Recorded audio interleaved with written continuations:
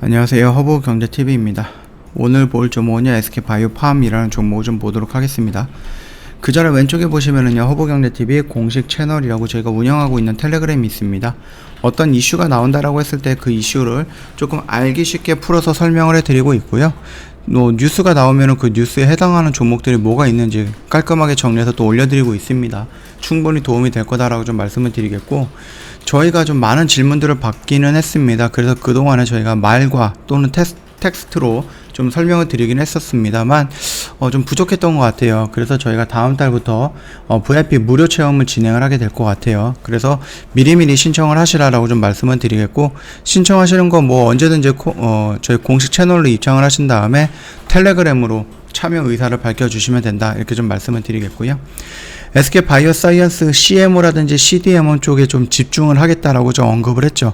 그러면서 이번에 공장을 2천억을 들여갖고 최신 제조 시설을 증설하겠다라고 얘기를 하고 있습니다. 2024년까지 2천억 정도를 투자해서 최신 백신 생산 시설을 보유한 L하우스의 제조 설비를 증설한다라고 하는데, 예전에 제가 IR 자료를 하나 보면서 말씀을 드렸던 거 있을 거예요. 이렇게 지금 공장이 있으면은 여기에 요 정도, 이게 지금 1센터다라고 하면 여기다가 2번의 증축 시설을 만들 거고 3번은 더 크게 만든다라고 했죠. 근데 지금 당장 만드는 것은 요거 2번이다라고 좀 보시면 될 것 같아요. 그래서 3번은 조금 더 시간이 걸릴 거다라고 생각을 합니다. 자, 요런 내용입니다. 지금 보시면은. 그래갖고 이곳에서는 mRNA 또는 차세대 뭐 여러가지 부분이 있죠. 이런 부분에 대해서 뭐 신규 플랫폼 시설이 들어설 예정이다라고 합니다. 또한 기존 L하우스 부지 인근 안동시 풍산은 매곡리에 조성이 되고 있는 2차 일반 산업단지 내에 3만 평 부지를 추가로 매입해서 공장 규모를 확장한다, 이렇게 좀 얘기를 하고 있네요. 인천 송도 국제도시에서 글로벌 R&PD 센터를 신축을 하고요. 현재 판교와 경북 안동을 중심으로 해서 구성되어 있는 R&D 및 생산 인프라를 확대할 계획이다라고 얘기를 하고 있습니다. 그러면서 백신 CMO가 다시 한번 역량을 입증을 했다라고 하죠. 안동 L하우스에서 가동 중인 노바백스 코로나19 백신 제조를 위한 생산 시설 및 공정 품질 시스템이 유럽 의약품청에서 승인했던 우수 의약품 제조 및 품질 관리 기준 인증을 획득했다. 이거는 어저께 말씀을 드렸던 거니까 참고해 주시면 됩니다. 근데 얘가 조금 예전에 그 싱가포르에서 어떤 그 펀드가 얘기를 했죠. SK바이오 그 사이언스의 지분을 팔아라, SK바이오 그 케미칼한테. 그러면서 뭐 이거를 팔고 만든 현금을 주주들에게 돌려라, 이렇게 좀 얘기를 했는데, 그쪽 말고 또다시 안다 자산운용이 이 부분에 대해서 공개 서한을 보냈다라고 좀 밝히고 있네요. 운용사는 서한에서 SK바이오사이언스의 물적 분할과 상장으로 주주가치가 훼손이 됐다. 주주가치 제고 방안과 장기 성장 로드맵을 마련하라라고 요구를 했다라고 합니다. 일단 운영사 측은 시가총액이 14조 원이 넘는 SK바이오사이언스의 지분을 68%를 보유한 점을 고려하며 지주회사가 평균 활용률이 40%를 적용을 해도 SK케미칼의 적정 시가총액은 6조 6천억이 될 거고 주당 약 37만원에 육박한다라고 주장을 하고 있습니다. 주가가 25일이죠. 어저께 기준에서 12만원 정도에 불과한다는 점을 고려했을 때 주가가 크게 저평가가 되어 있다. 주주가치 제고를 위해서라도 배당 성향을 30에서 70% 이상으로 끌어올려라? 굉장히 과하게 요구하죠. 아울러서 SK바이오사이언스 지분 일부는 매각을 해갔고요. ESG 경영에 투자를 확대하고 집중 투표제로 도입과 독립적 이사회 운영으로 지배구조 투명성을 답보해달라 라면서 SK케미칼 쪽에 요청을 했고요. 일단 안다 자산 운영은 글쎄요, 지금 지분이 0.53%를 좀 보유하고 있네요. 그래서 뭔가 얘기는 할 수 있겠지만 이런 것들을 다 모아가지고 어떤 커다란 발언권이라든지 의사결정을 하기에는 지분이 살짝 모자라다라고 생각을 합니다. 이래도 계속해서 이런 식으로 여러 자산 운영사라든지 이런 쪽에서 계속해서 지금 이렇게 서한을 보낸다든지 태클을 건다라고 하면은 SK케미칼 입장에서는 이건 매각하기도 어렵고 그렇다라고 해서, 이전에 싱가포르 쪽에서 어떤 회사가 좀 요청을 했었죠. 그래서 그 부분에 대해서 뭐 배당을 조금 늘리는 부분들도 얘기를 했었고 뭐 이렇게 좀 얘기를 하고 있었는데, 그럼에도 불구하고 이제 안다 자산운용에서 또다시 같은 걸로 얘기가 나오고 있기 때문에 회사 SK케미칼 입장에서는 살짝 곤란할 수도 있을 것 같다. 물론 지분이 그렇게 많지는 않기 때문에 우리가 살짝 무시할 수도 있는 부분이겠지만, 그럼에도 불구하고 신경이 조금 쓰이지 않을까라고 생각을 합니다. 자, SK케미칼이 지분을 팔까 말까, 이러면은 SK사이언스는 입장에서는 어떻겠습니까?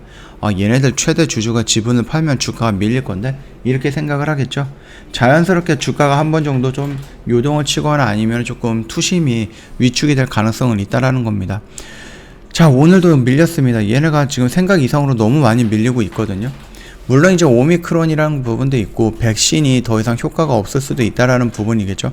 뭐 mRNA 플랫폼 4차, 5차, 6차까지 맞아도 오미크론을 뭐 방어를 못 해준다라고 하니까, 그리고 이 방어를 못 해주는 오미크론이 우세종이 됐다라는 것은 후발주자로 나오고 있는 백신 또는 지금 만들어있던 그 델타 바이러스 기준 또는 그 이전의 바이러스를 기준으로 해서 만들었던 백신들이 무용지물이 될 수도 있다라는 부분까지 나와 있습니다. 물론 이제 화이자라든지 모더나 쪽, 그 다음 노바백스라든지 SK바이오사이언스 입장에서는 오미크론에도 어느 정도 효과는 있다라고 얘기를 하고 있고, 그 부분에 맞춰서 또다시 임상도 추가적으로 진행하고 있다. 언제든지 우리가 오미크론에 맞는 백신을 만들어낼 수 있다라고 얘기를 하고 있죠. 그뿐만 아니라 뭐 미국이라든지 일부 유럽 국가 좀 선진국을 제외하면은 아직까지도 백신 1차 접종을 완료하지 못했던 나라가 너무 많다. 뭐 그런 사람들이 수십억 명에 달하고 있기 때문에 충분히 우리가 오미크론을 제외하더라도 일단은 요거를 맞으면 오미크론, 뭐 델타 바이러스에서 90% 효능이 있다라고 하면은 오미크론에서 70% 60% 효능이 있다라고 해도 충분히 어느 정도 예방을 할 수 있는 부분이고, 없는 것보다는 낫다라는 관점으로 본다라고 하면은 수요는 계속해서 있다. 그렇기 때문에 빨리빨리 만들어서 공급을 하면 된다, 이렇게 좀 생각을 하셔도 될 것 같습니다. 말씀드렸듯이 일부 국가를 제외하고는 뭐 백신 접종률 1차 접종률도 굉장히 낮죠. 한 자릿수인 나라들도 굉장히 많이 있고, 이 지구상의 인구 절반 정도가 1차 접종도 못 맞았거나 아니면 1차 접종을 간신히 맞았거나 이런 부분들도 있기 때문에 충분히 필요한 곳은 많을 겁니다. 필요한 곳은 많을 거고, 아무래도 이제 노바백스랑 뭐 SK바이오사이언스랑 동일한 플랫폼으로 만들었던 거고, 거기에 들어오는 첨가제 정도만 조금 다른 거기 때문에 노바백스의 효능이 이 정도다라고 하면 SK바이오사이언스도 효능도 그렇게 뒤처지면 안 된다라는 거죠. 거기다가 좀 노바백스라든지 화이자, 모더나보다 좀 싸게 책정을 한다라고 하면은 아무래도 더 많이 팔리지 않을까, 그리고 더 오랫동안 이 백신을 유지가 되지 않을까라고 생각을 합니다. 이 mRNA 플랫폼으로 만들었던 화이자나 모더나는 나중에 1년, 2년, 3년 정도 누적이 됐을 때 어떤 부작용이 나올지 아무도 모르는 거죠.